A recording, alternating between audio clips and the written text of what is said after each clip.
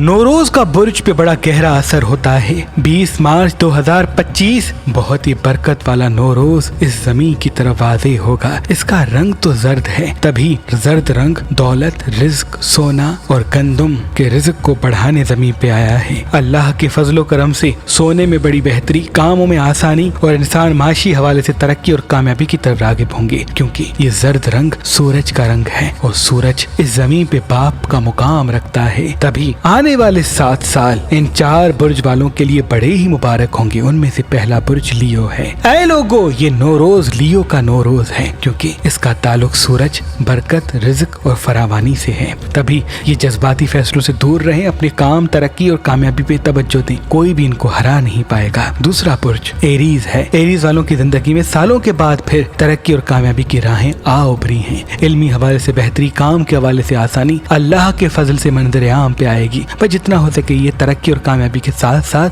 जबान को मीठा रखते रहें। तीसरा बुर्ज सेजिटेरियस है। सेजिटेरियस आतिशी बुर्ज होने की वजह से सूरज से जुड़ा हुआ है। मुश्तरी के वक्त और सूरज के फैज से ये नौरोज उनको तरक्की, कामयाबी और दौलत देने आया है। और चौथा बुर्ज स्कॉर्पियन है। ऐ लोगो, स्कॉर्पियन के लिए ये नौरोज तरक्की, कामयाबी और खुशहाली का रास्ता हमवार करेगा। पर जितना हो सके ये अपने राज को सीने में दबाएं। इंशाल्लाह फतेह और कामयाबी के साथ देर तक दौलत इनके साथ साथ होगी। मोर पंख गैबी इमदाद के साथ जमीन पे आया है, क्योंकि मोर का ताल्लुक जन्नत से है। तभी जब जब नौरोज आता तो मेरे परदादा सैयद शाह शम्स तबरेज, सब्जवारी और कलंदर शहबाज मोर पंख पे खास इसमें आजम दम करके अपनी अकीदतमंदों को कहते कि अब ये मोर पंख सिर्फ इस जमीन का नहीं बल्कि जन्नत की सौगात हो गया है। अब इस मोर पंख में इतनी गैबी ताकत है कि जैसे ही तुम अपने घर में रखोगे तो नजर, हसद, जादू, तावीज़ात के तमाम नहज असरात कभी भी तुम्हारे घर के करीब नहीं आएंगे।